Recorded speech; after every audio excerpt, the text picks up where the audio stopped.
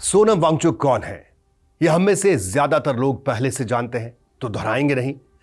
आज आंकड़ों पर भी बात नहीं करेंगे, क्योंकि संख्याएं दुनिया की सबसे असंवेदनशील चीज है।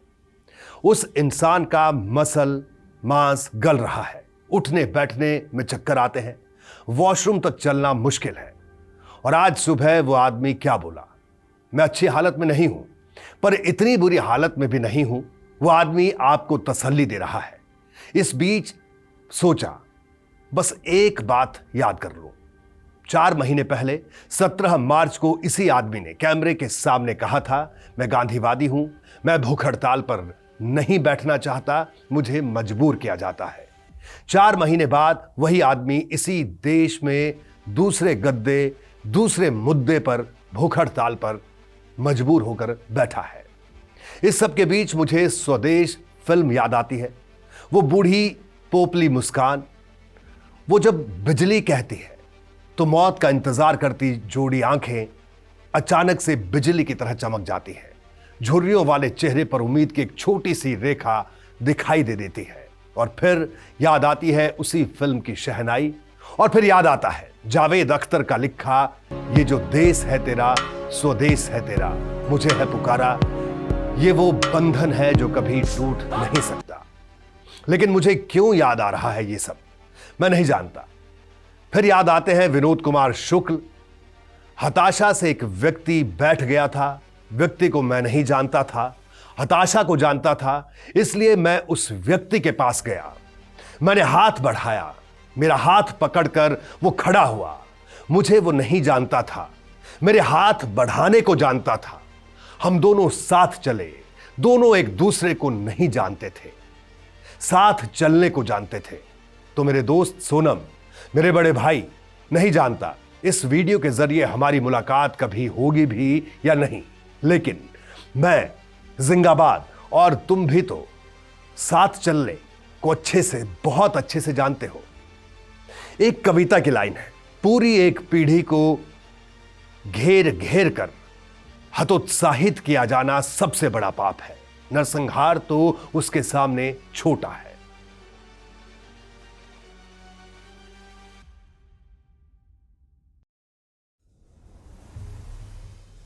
तीन मई की सुबह 551 शहर, करीब 23 लाख बच्चे एग्जाम सेंटर के बाहर खड़े हैं। 23 लाख। फिर से खुद को याद दिला दो कि इसे सिर्फ एक नंबर मत बनने देना। 23 लाख मतलब 23 लाख परिवार, 23 लाख माएं जो सुबह 4 बजे उठकर टिफिन बना रही थी, 23 लाख पिता जिन्होंने एफडी तुड़वाई, कोटा के वो हजारों कमरे जिनमें पंखा नहीं चलता पर लाइट रात के 3 बजे तक जलती है।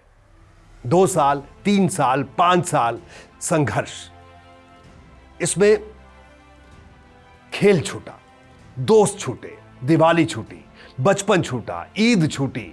फिर 8 मई को एनटीए का एक ईमेल आता है, पेपर लीक हो गया है।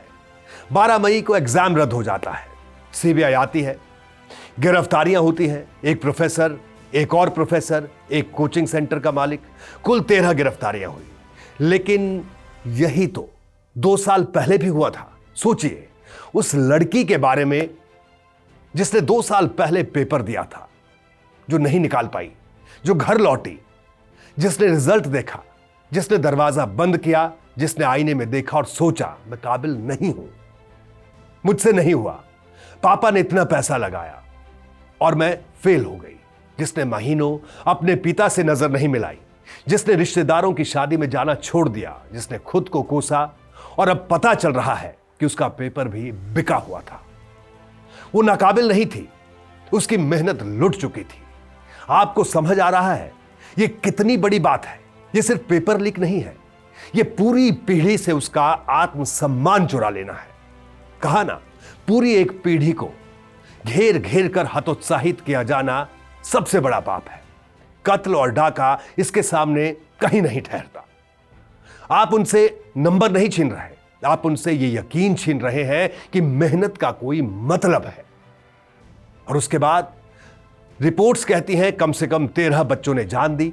आंदोलनकारियों का दावा है यह संख्या करीब 20 है। चलिए सबसे कम वाला आंकड़ा लेते हैं 13 बच्चे, जिनका सारा कसूर यह था कि उन्होंने सिस्टम पर भरोसा किया। आज इस देश में अकाउंटेबिलिटी शब्द डिक्शनरी से डिलीट होता जा रहा है। पुल गिरता है, ट्रेन टकराती है, चढ़ावा चोरी होता है, पेपर बिकता है, बच्चे मरते हैं, ऑलवेज फॉलोड बाय अ लंबी खामोशी। और ये किसी एक आदमी की बात नहीं है, ये किसी एक पार्टी की बात नहीं है, ये 70 साल में बनी एक मशीन की बात है, जिसने ये तय कर लिया है कि जिम्मेदारी सिर्फ नीचे वालों की होती है।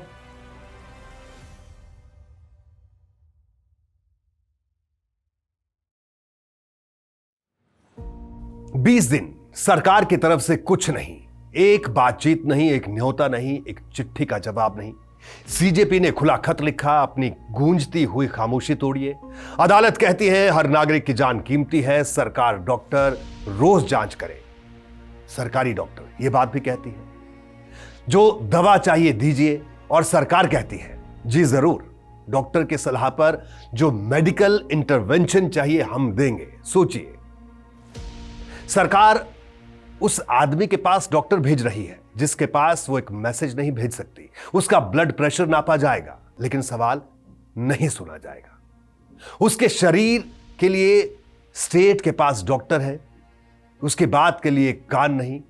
यह सिस्टम का सबसे नया आविष्कार है। आप जिंदा रहेंगे, बस आवाज जिंदा नहीं रहेगी। और सबसे खतरनाक बात पता है क्या? यह कि खामोशी कोई चूक नहीं है, खामोशी एक रणनीति है। पास को याद कीजिए, मेहनत की लूट सबसे खतरनाक नहीं होती, पुलिस की मार सबसे खतरनाक नहीं होती, गद्दारी लोभ की मुट्ठी सबसे खतरनाक नहीं होती, बैठे बिठाए पकड़े जाना बुरा तो है, सहमी सी चुप्पी में जकड़े जाना बुरा तो है, सबसे खतरनाक नहीं होता। कपट के शोर में सही होते हुए भी दब जाना बुरा तो है, किसी जुगनू की लौ में पढ़ना बुरा तो है, मुट्ठियां भींच कर बस वक्त निकाल लेना बुरा तो है। सबसे खतरनाक नहीं होता, सबसे खतरनाक होता है मुर्दा शांति से भर जाना, ना होना तड़प का, सब सहन कर जाना, घर से निकलना काम पर और काम से लौटकर घर जाना।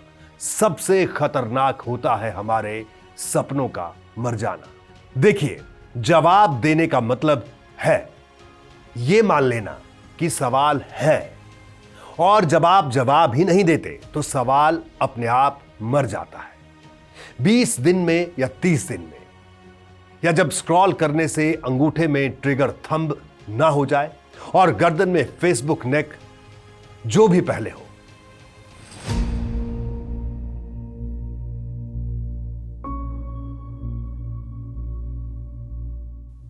अब विपक्ष और समर्थक, अखिलेश यादव, हमारी विनम्र अपील है कि अनशन तोड़ दीजिए। ममता बनर्जी फोन किया, अनशन तोड़ दीजिए। उद्धव ठाकरे फोन किया, अनशन तोड़ दीजिए। अरविंद केजरीवाल, आप देश की धरोहर हैं, अनशन तोड़ दीजिए, वो ये कहते हैं। और आज शाम 5 बजे जंतर मंतर भी आऊंगा, ये भी उन्होंने कहा। शशि थरूर, खुला खत, ये देश आपको सुन रहा है, अनशन तोड़ दीजिए। आचार्य प्रशांत, जिंदा रहकर आप भारत की ज्यादा सेवा करेंगे। जीनत अमान, स्वरा भास्कर, रुबीना दिलैक, अनुराग कश्यप और 1800 से ज्यादा कलाकार, लेखक, प्रोफेसर, हर एक ने एक ही बात कही, खा लो। एक ने नहीं कहा मैं आपकी बगल में बैठता हूं। तब तक जवाब नहीं आता, पूरा देश एक भूखे आदमी से कह रहा है कि खा ले। कोई पेट भरे लोगों से नहीं कह रहा कि कुछ तो बोल दे। ये सॉलिडेरिटी नहीं है, ये गिल्ट मैनेजमेंट है, ये ट्वीट करके सो जाना है, ये अपने जमीर को रसीद दिखाना है। देखो, मैंने कुछ तो कहा था। आप ये वीडियो खत्म करेंगे, आपका अंगूठा ऊपर जाएगा, अगली रील आएगी, शायद कोई डांस होगा, शायद कोई बिल्ली, और हम ये वीडियो डालेंगे और व्यूज गिनेंगे, और सिस्टम वही करेगा जो 70 साल से कर रहा है, कुछ नहीं। क्योंकि गिनती हो चुकी है। हम हर वीडियो के आखिर में आपसे कहते हैं, देखते रहिए जिंदाबाद। आज नहीं कहेंगे, आज सिर्फ इतना कहेंगे, देखते मत रहिए, सिर्फ देखते मत रहिए। Let's not be a बायस्टैंडर।